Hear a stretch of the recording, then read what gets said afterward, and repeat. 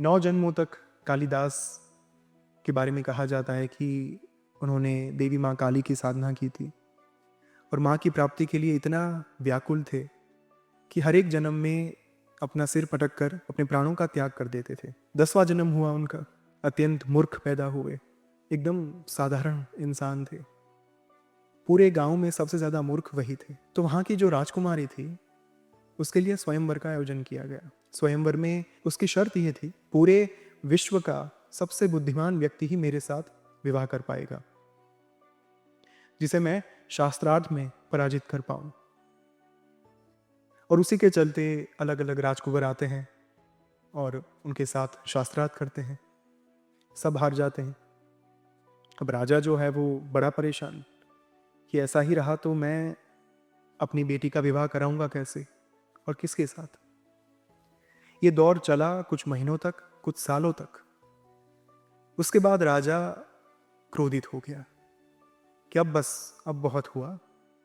सब अलग अलग राजकुमार आते हैं, इनकी ओर से रिजेक्ट किया जाता है और फिर उनकी दुश्मनी मेरे राज्य के साथ हो जाती है, क्योंकि वो तो फिर जो यहां से रिजेक्ट होकर गया वो अपने आप को शत्रु ही मानेगा हमारा। तो इसके चलते राजा ने बहुत सारे शत्रु बना लिए थे इतने सालों में, और उसी के चलते अनेक युद्ध भी हो चुके थे। तो फिर एक दिन उसने तय किया कि अब मैं ये नहीं होने दूंगा। उसने तय किया कि मैं अपने गांव का सबसे जो मूर्ख आदमी होगा उसके साथ अपनी बेटी का विवाह कराऊंगा। अपने दूत को भेजा गांव में ढूंढने के लिए। कालिदास जो है वो कहा जाता है कि एक पेड़ पर बैठे थे और उसकी जो एक टहनी थी उसके ऊपर बैठकर वो उसी टहनी को काट रहे थे जिस पर वो बैठे थे। तो दूत को लगा कि इससे ज्यादा मूर्ख आदमी और कोई हो नहीं सकता। कालिदास को दरबार में लाया जाता है। राजा ने विवाह करा दिया अपनी बेटी के साथ।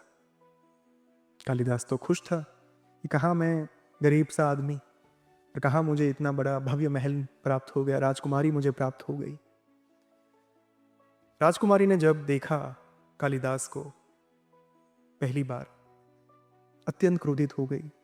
उसने ना कहने के शब्द कह दिए, अपमान किया, गालियां दी। अब कालिदास जो है जीवन में पहली बार उनका दिल दुखा कि चाहे मैं कैसा भी हूं, मैं समझता हूं मैं मूर्ख हूं, लेकिन मैं इस लायक तो नहीं हूं कि कोई मुझे इतनी ज्यादा गालियां दे, इतना मेरा अपमान करे। अब ये जो बात है ना उनके आत्मसम्मान पर आ चुकी थी। तो उसी के चलते वो राजमहल से निकल जाते हैं। चलते चलते देवी माँ काली के मंदिर में पहुंच जाते हैं और वहीं पर तय करते हैं कि मैं अब अपना सिर पटक कर यहाँ पर प्राणों का त्याग कर दूंगा। जब अपना सिर पटकना वो शुरू कर देते हैं, धीरे धीरे धीरे उन्हें अपने सभी पूर्व जन्मों की स्मृतियां जो हैं वापस आना शुरू हो जाती हैं। उन्होंने देखा कि पिछले 9 जन्म जो है मेरे, वो मैंने इसी तरीके से अपना सिर पटक कर देवी माँ के सामने प्राणों का त्याग कर दिया था। इस जन्म में भी मैं यही करूंगा। और वो अंतिम बार अपना सिर पटकने के लिए जा रहे थे तीव्रता के साथ कि तुरंत ही माँ काली जो है वो द्वार पर प्रकट हो जाती है। लेकिन कालिदास ने द्वार कपाट को बंद रखे थे। तो दरवाजे पर जब दस्तक सुनाई देती है तब कालिदास पूछते हैं कि कौन है आप।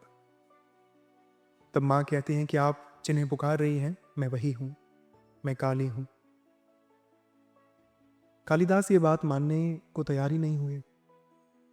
उन्होंने कहा बड़े निष्ठुर हैं, 9 जन्म तक नहीं आई, अब इस जन्म में क्या ऐसा खास है कि अब आप प्रकट हुई। आप छल कर रही हैं मेरे साथ, आप वास्तव रूप में प्रकट नहीं हुई हैं, ये केवल मेरे मन का वहम है। माँ काली ने कहा कि नहीं, बिल्कुल नहीं, थोड़ा सा विश्वास करो, एक बार कपाट खोल कर देखो, मैं विश्वास दिलाती हूं कि मैं तुम्हें दर्शन देने के लिए ही आई हूं। कालिदास ने कहा बिल्कुल नहीं भरोसा। माँ काली ने फिर से कहा ठीक है, एक काम करो, थोड़ा सा द्वार खोल दो,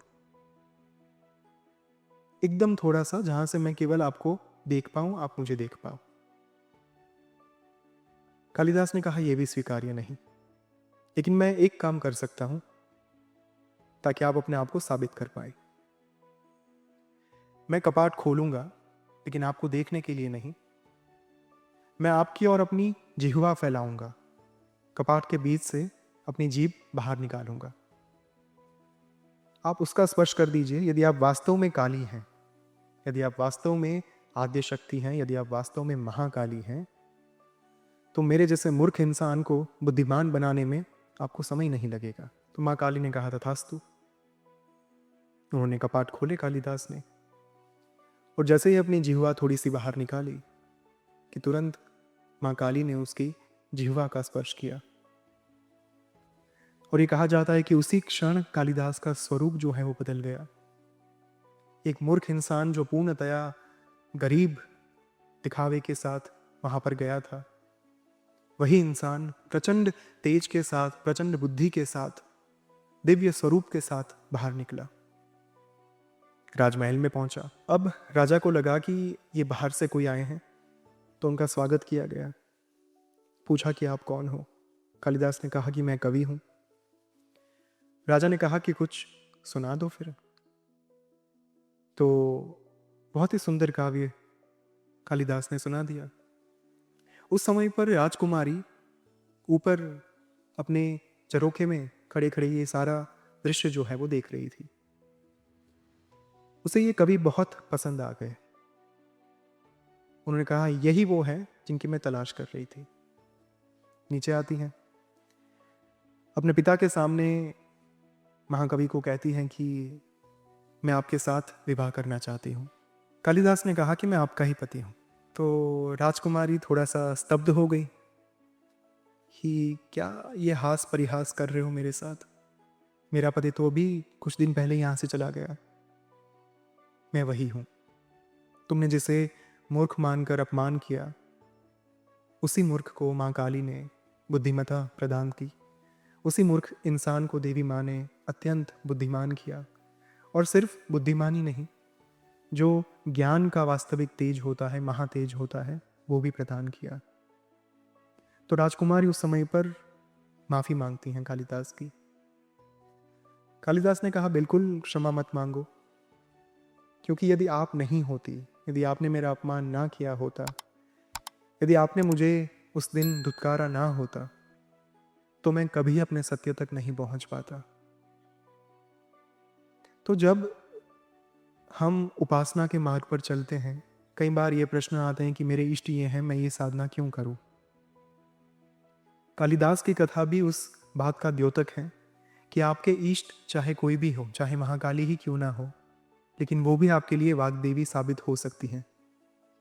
वो भी आपके लिए बुद्धि की देवी साबित हो सकती हैं। और जब तक एक इंसान के भीतर अहंकार का नाश ना हो, कहीं ना कहीं कालिदास के भीतर भी वो अहंकार था, चाहे वो मूर्ख ही क्यों ना हो। मूर्ख के अंदर भी अहंकार तो होता ही है, चाहे सूक्ष्म ही क्यों ना हो। जब राजकुमारी ने उस अहंकार का नाश किया, जब उसका अपमान किया, तब वो रहा सहा बचा कुचा जो अहंकार था, जो 9 जन्मों से चला आ रहा था, उसका नाश हो गया। तो 1 या 2 साधना करने के बाद हमें ये नहीं सोचना चाहिए कि अब तो बस पहुंच गए, हम दूसरों से श्रेष्ठ हैं क्योंकि हम बहुत सारी साधना कर रहे हैं। वाग्बीज वो भी सिखाता है हमें कि ये जो बुद्धि प्राप्त होने जा रही है देवी माँ की कृपा से, इस बुद्धि का प्रयोग कैसे किया जाए, वो भी हमें सीखना होगा। क्या हम थोड़ा सा और नम्र हो सकते हैं, या हम थोड़ा सा और दया का भाव दिखा सकते हैं? क्या हमारे चेहरे पर दूसरों के दुख को देखकर थोड़ा सा दुख उत्पन्न हो रहा है? क्या हम थोड़ी सी करुणा को उत्पन्न कर पा रहे हैं अपने भीतर? जब तक ये प्रश्न नहीं पूछे जाते अपने आप को, तब तक साधनाएं जो है वो एक के बाद एक होती रहेगी। लेकिन कहाँ तक आप आगे जा पाएंगे, कितना चलकर जा पाएंगे, मुझे नहीं पता। बाग बीज की साधना में सबसे पहले हम देवी माँ को आवाहन देते हैं, उनको पुकारते हैं, उनकी मंत्र साधना करते हैं, और साथ में उनसे प्रार्थना करते हैं कि आप हमारे भीतर बुद्धि बनकर निवास कीजिए। लेकिन केवल सामान्य बुद्धि नहीं, दैवीय बुद्धि बनकर आप निवास कीजिए। यदि मन शुद्ध हो गया, यदि वो अंतर्मन रूपी घर, वो यदि हमने निर्मल कर दिया, पवित्र कर दिया, तो फिर वहाँ पर सभी तत्वों का, सभी देवीय जो सत्व है, उनका निवास, उनका एक वास होना निश्चित है, सुनिश्चित है। जब आप संपूर्णतया समर्पित हो जाते हैं ना देवी माँ के प्रति, ईश्वर के प्रति, तब फिर अपना बचाव करने के लिए आपको मेहनत नहीं करनी पड़ती, आपको नहीं सोचना पड़ता। फिर माँ स्वयं एक वाहन को भेज देती हैं, एक माध्यम को भेज देती हैं, जो स्वयं आपकी रक्षा करे और आपको हमेशा सुरक्षित रखने का कार्य करे। यही बात तो अंततः कृष्ण ने द्रौपदी को भी कही थी। जब द्रौपदी ने कहा कि मैंने इतना पुकारा आपको, आप तो आए नहीं, तो भगवान ने कहा कि आपने पुकारा सही, लेकिन पहले आपने कुरुसभा को संबोधित किया, आपने अपने पतियों के सामने देखा, आपने भीष्म पितामह को कहा कि मेरे साथ ऐसा क्यों हो रहा है, आपने विदुर को कहा। लेकिन जब आपको लगा कि अब कोई चारा नहीं है, जब आपको लगा कि अब मेरा चीर हरण शुरू हो चुका है, दुशासन जो है मेरे चीर का हरण कर रहा है, उस समय पर आपने मेरा नाम लिया। और आपने मेरा नाम लिया, वो नाम खत्म हो, कृष्ण का जो हण है वो उसका उच्चारण हो, उससे पहले तो मैं आ चुका था।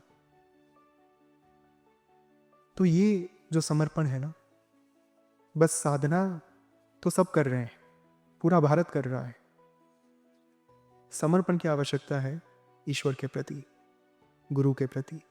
इतना सा होगा, बाकी सब देवी माँ स्वयं देख लेंगे।